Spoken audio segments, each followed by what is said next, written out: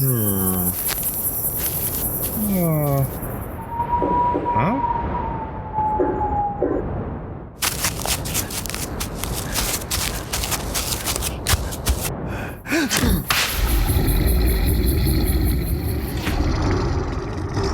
You're listening to Cryptid Clues, featuring your hosts, Taylor Field and Reuben Olson.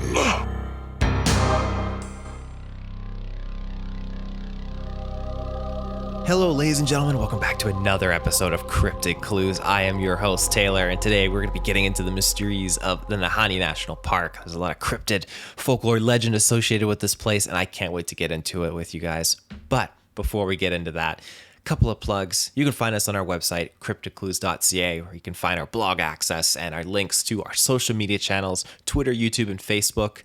We're also available on Patreon, where we have ad-free exclusive episodes available there, and we've kind of refreshed all our tiers because we just wanted to show appreciation and thank you guys for being there and supporting the show and listening. March was our biggest month yet, and we just can't thank you guys enough.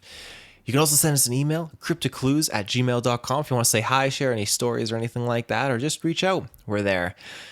But without further ado, let's get into this. So I'm, as you know, big on locations. I'm always looking around trying to find different spots and parts of the world that have mystery to them. This popped onto my radar and it blew me out of the water with what I was finding. There's a rich history of mystery associated with this place. So the Nahanni River basically flows through Nahanni National Park Reserve in the Northwest Territories in northern Canada. The Nahanni Valley is only accessible by river, air, or foot, and the South Nahanni River falls almost twice the height of Niagara, with gorges hitting 1,500 feet deep. That is massive. I've been to Niagara, and those are some big falls, and so twice that size, I can't imagine because I saw pictures, but that's incredible. I looked up, again, many photos of this valley, and I suggest you do the same as well because it's truly a gorgeous landscape, very much so displays an aesthetic of unexplored vast terrain, of mystery and adventure. It feels remote. It feels like it's another planet, you could say. It's just pulled out of time. So due to its remoteness, the Nahanni Valley has remained largely untouched over the centuries. It is home to many diverse animal species, specifically predatorial ones like large grizzly bears and timber wolves. Those are the primary carnivores that reside in this area. So now the darker side. Up to 44 people have either died or disappeared within the Nahanni National Park, starting from 1908. That is an insanely large amount of people. Again, in an insanely large valley, of course. Plenty of odd situations and circumstances contribute to the suspicions of the area. So much that the indigenous Dene locals have avoided the valley for centuries, claiming that it is haunted by evil. This goes hand in hand with many reports that certain parts are holding a creature that is terrorizing the area, and many things like that are attributed to these local legends.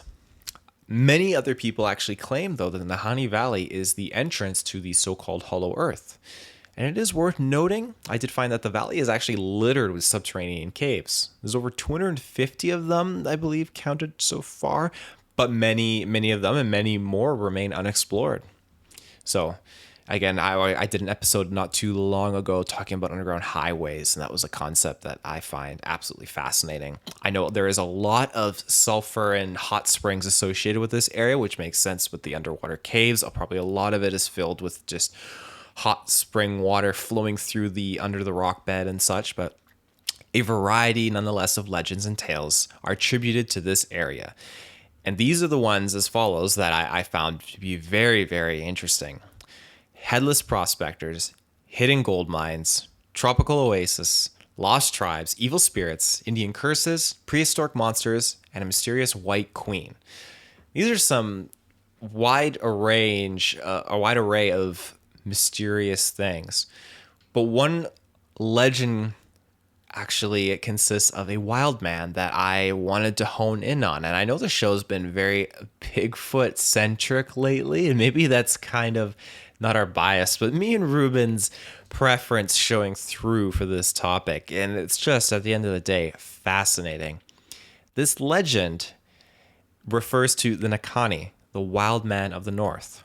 And I quote, that he had nowhere seen the slightest Indian sign bore out the redskin reports that the country was taboo and recalled their superstitions that it was haunted by a race of prehistoric troglodytes, or Nahannis, as they called them, with repulsive gargoyle-like faces who lived in caves cut from living rock. Creatures reported to be twice the size of ordinary humans, who never missed a chance to carry off unwary hunters or stray squaws in their powerful gorilla-like arms. End quote. It is from Philip H. Godsell, Curse of Dead Man's Valley, 1950. So, Dene tribes from all over the north reference this mysterious wild man who harasses them at night, often hiding at night just beyond the light of the campfires and such. The Dene were terrified of these elusive creatures, who were as vividly real to them as a wolf or a bear would be. And they went to great lengths to avoid crossing paths with these things. One of the first frontiersmen to actually write about these wild men was by the name of Father Emile Petitot. I hope I'm saying that correctly. He was a 19th century oblate missionary who lived among the Slavi and Satu Dene of the North countries to Great Lakes. In 1876, Petitot wrote of a fear that spread among the Indians each summer like an epidemic. And I quote, "They live at times in continual terror of an imaginary enemy who pursues them without rest, and who they believe to see everywhere, even though he doesn't exist at all." End quote. So Petitot didn't believe in this whatsoever based on his writings, but that doesn't discredit the sheer fear these people were experiencing in these warmer months. So what exactly is the Nahanni? Why were these people truly afraid of it? According to an ethnographer, and if you're unfamiliar with that term, it's basically a person who studies and describes the culture of a particular society or group, Cornelius B. Osgood. Belief in the Nahanni was strong among the Dene people, as late as 1929. So when they would suspect a Nahanni was lurking nearby, they would basically move the entire band, abandoning their camp, and seek shelter on a nearby island, secure in the belief that their pursuer, for one reason or another, was unable to cross over to their new campsite from the shore. On other occasions, according to Hudson's Bay Company trader named John Firth, entire encampments would instead stand their ground and actually fire their muskets into the forest at this superstitious wanderer at the night, which goes hand in hand with this, like I mentioned before, this figure that would kind of keep right out of campfire light and just wandering around in the bush. That's something that goes hand in hand with settings I've heard of people having a campfire and these things are stalking their campsite just out of sight and hiding in the tree line away from the fire. Most 19th and 20th century explorers who actually wrote about the Nahanni in their books and journals were under the impression that the Dene regarded them as hairy cannibalistic giants, vaguely human in appearance, but with red eyes and long muscular arms. And according to an English explorer named Michael H. Mason, he wrote in his 1924 book, The Arctic Forests, that the Gwich'in of Peel River country in northern Yukon described the Nahanni as terrible wild men with red eyes and of enormous height, completely covered with long hair. And again, this is going back to many discussions me and Reuben have had of these Bigfoot-like creatures with red eyes, and that's going to be used in a much more deep dive, probably a attributed religious conversation me and Reuben will have in a future episode. But moving on from there, I'm just going to jump to a quick ad break, and then we'll be right back. And we're back. So their tremendous size was attested to by 3-foot-long human-like footprints. So they left these obviously behind. This is the common factor with most Bigfoot sightings, is the footprints left behind. Another thing, though, notably, was their alleged ability to tear entire birch trees from the earth with their bare hands. This included the roots, the whole basic foundation of the tree just being yanked out of the ground. So going back to the man I mentioned earlier, Philip Godsell, he was Hudson's Bay prospector, Spent a lot of time at campfires of the Slavian Casca during his time working. And he described the Nahanni as troglodytes, twice the size of ordinary humans, who went about naked, with the exception of their coating of evil-smelling hair. And in some references, he likened them to, again, the gorillas and gargoyles. But he did comment upon their superhuman strength and speed that they were said to possess. Many explorers of this frontier wrote about their incredible size and the footprints left behind in the snow and the muskeg. And if you're unfamiliar with muskeg, it's basically it's a term for a North American swamp or bog that consists of like water mixed together with dead vegetation, usually covered in lots of moss and such. So it makes a really thick sludge, basically. Their tracks were consistently reported to be man-like in appearance, yet much larger and narrower. In some accounts, their big toes stood out from the remaining four, although their footprints never showed any nail marks, and some said that the Nahanni's fingers were tipped with long nail-like claws. One of the most intriguing pieces of evidence, however, that supports the fact that the Nahanni are real, flesh and blood cryptids, is the fact that they share a number of notable attributes with other wildmen from all over the world. Again, this is something I was kind of hinting at earlier. For example, at the time, 19th century Slavic trappers only had connections with a handful of missionaries and the Hudson's Bay Company traders with whom they haggled. Their claims were that the Nahanni made whistling calls, left behind huge footprints, had often thrown rocks, and had a putrid odor somewhat like rotten flesh, just completely putrid coming and emanating from them. All these characteristics can be attributed to the Coast Sailor Sasquatch and the Australian wildman the Yowie. So, I mean, there it is. There is a fascinating remote connection that is reported through individuals that had no proper outside connection. Again, this is a time before the internet. This is a time when it was very limited on who they were engaging with and communicating with. And this is experiences that they were disclosing. And it goes hand in hand with how culture from one side of the world can have the same information and the same insight and topic as the same revelations and topics that are pulled from another culture on the entire opposite end of the planet. It is incredible. But the Nahanni, again, aren't the only mentioned cryptid that exists in this northern area. Referencing the 1956 book The Mysterious North by Pierre Burton, there are beings called the Mahoney. They basically roam the northern Yukon areas as well and are enormous hairy giants with red eyes again, and they eat human flesh. Again, these are only a few. There are many more like the Brushman of Lascaux and the Upper Mackenzie, which reportedly is black-haired and yellow eyes, and that one tends to prey on women and children, according to legend. And there's also the Wheatigo of the Barrens with fang-like teeth is reported, kind of like showing through its lips a little bit, and again, naked, hairy, is also another cannibal. So we have all these legends coming from the northern parts of the continent that all share similar points. And these, remote areas with elusive creatures, barely any human contact whatsoever. So why wouldn't these things be intrigued and maybe thrive off human flesh? Closer to human territory and cities in general, you get the old-fashioned Sasquatch Bigfoot encounters where they seem to acknowledge, but don't make attempts to eat anyone, at least anyone yet that is alive. I guess we wouldn't fully know if they get eaten as they just be missing, but that aside, I don't mean Sasquatch within proximity of human society are domesticated by any means, but I mean they have a conscious understanding of distancing and interacting with us.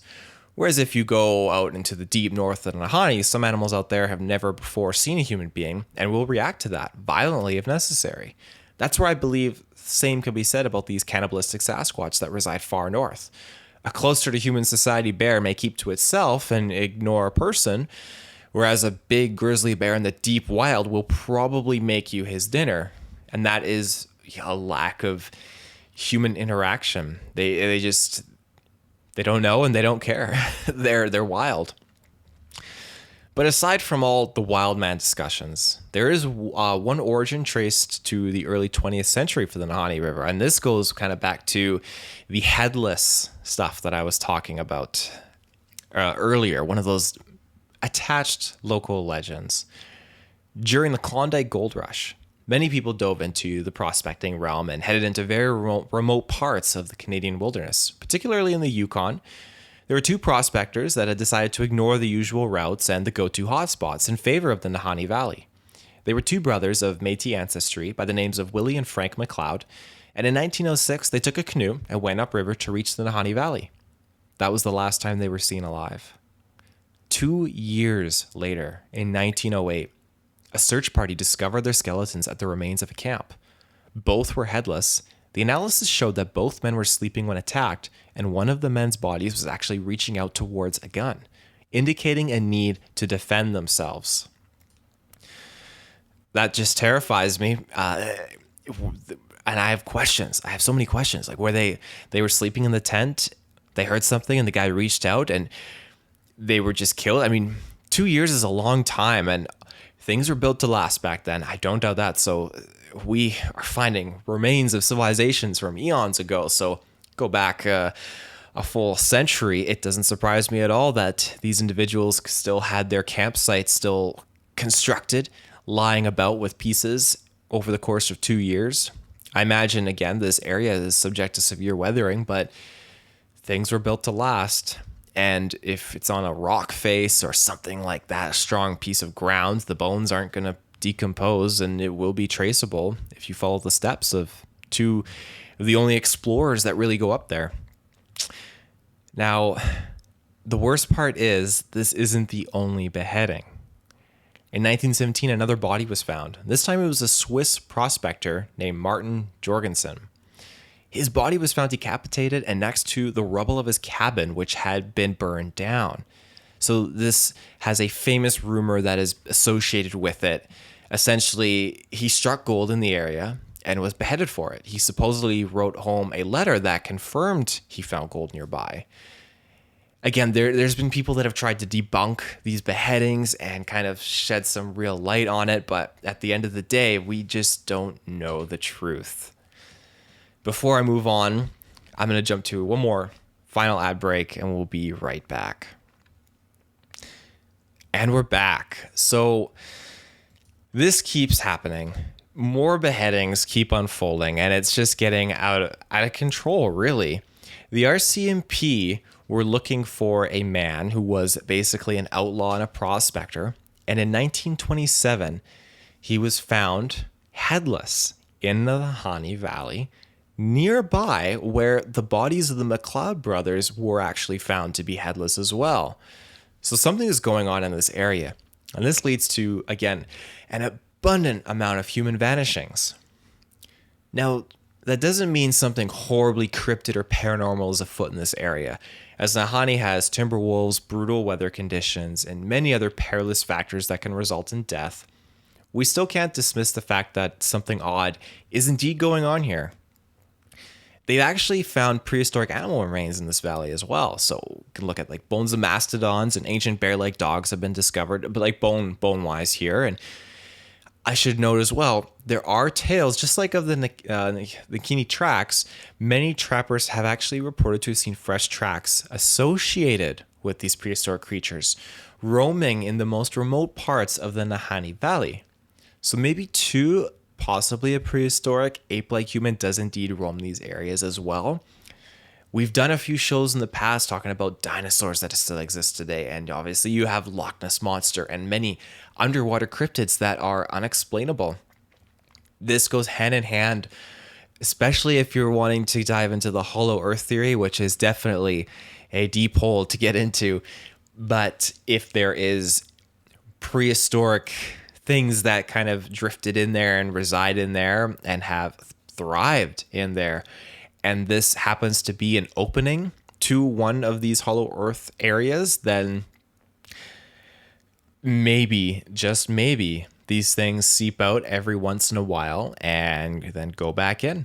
But I don't know. That is simply my perspective. I don't know much about the hollow earth, but I can tell you one thing. Me and Reuben will definitely be covering it and diving into that topic. Now, of course, what's Cryptid Clues without at least one cryptid sighting report? This one being fairly recent, actually. And again, this goes back towards the Nahanni. On July 28th, 2016, the Canadian Broadcasting Company, the CBC, published an article of an encounter reported by a man named Tony Willia. And I quote, "Earlier that month, while boating from his hometown to the northern tip of Lac La Martre, the third largest lake in the Northwest Territories, situated roughly halfway between Great Slave Lake and Great Bear Lakes, Willia spied a plastic bag bobbing in the water. Hoping to retrieve the object, he pulled his boat alongside it. While he reached down to grab the bag, a rogue wave tipped his boat over, and Willia found himself immersed in freezing water. After struggling in vain to right his vessel and climb back inside, he decided to swim for the nearest island. Hampered though he was by his waterlogged clothing, he managed to reach the island and crawl onto its rocky shore, exhausted and chilled to the bone.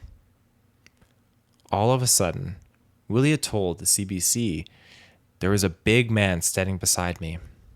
He must have walked away because I heard some branches break throughout the bushes. I packed up my clothes in a white bag and readied myself to leave." And leave he did, though not before spending a terrifying 48 hours alone on the beach. He was certain that the island's mysterious resident was watching him from concealment. And on July 19, 2016, Willia was rescued by RCMP and Canadian military. Basically had formed a search party. They had taken him to Stanton Territorial Hospital in Yellowknife, Northwest Territories, where he made a full recovery. He later claimed that he never slept a wink throughout that entire ordeal. That one gives me goosebumps because just to be trapped, isolated up there.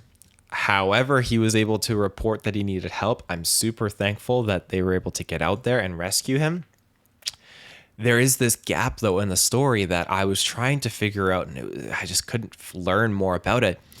When he pulls himself onto the island, was there a moment where he fell asleep? This figure, it seems like, just appears beside him. And as he says, all of a sudden, so that's what I kind of wonder.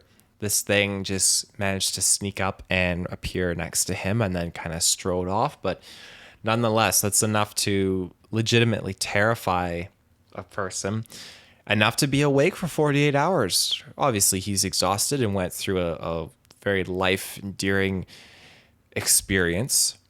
But these things, we hear in this previous legend that the bands would move island to island in fear that these things would be coming. And this was just at the site of it. And they felt that they were protected, that these things necessarily couldn't cross. So is this the result of one stuck on this island? I've heard many reports of these things not going into the water when they clearly can. There's the odd report of it. Sometimes they're actually in the water and they grab from underneath. But again, that could be maybe a different type. Maybe specifically these northern ones just do not know how to properly swim and they are stuck on specific islands. And I mean, it's all just perspective and thoughts and theory at this point, really. But it's fascinating. It is truly fascinating. There are a few other stories that involved the Nahanni that go back, a lot of legends that kind of take into accounts going back by a few centuries, but there is a couple recent ones that I found. But I thought this one was just fascinating and definitely had a lot of weight to it. So I'm glad I could find this and share this with you guys today. And I think that pretty much wraps up everything that I got. Like, there's so much more rich history to the Nahanni Valley. And it's just, on its own, it is truly a beautiful place. Looking at these photos, I would love to visit it, but you got to access it either, through river, hiking in, or by air. You can't drive there. Like so many good, beautiful places in the world, which, probably a good thing you can't drive a car there because you don't want to have construction and road crews and all that jazz just kind of like tampering into one of the most beautiful, remote, and ancient parts of the planet. So North America is filled with that. And that's something I'll always use to attest to my evidence to back the existence of Sasquatch is how remote North America is. We live in these cities and we just kind of tell ourselves like, oh, this is our whole world and this little tiny city here with our skyscrapers and our Starbucks down the street and yada, yada, yada. But when you step out into that bush, it's a whole new world out there. And there's a lot more of that bush than there is of human city. You know, it's so condensed and jam-packed with how many hundreds of thousands of people exist in one community. But the north, that's still a vast untapped area of remote places. So it's fascinating. But anyways, I'm rambling on about like my my desires and my happiness to ponder such beautiful, wondrous, remote areas of Canada.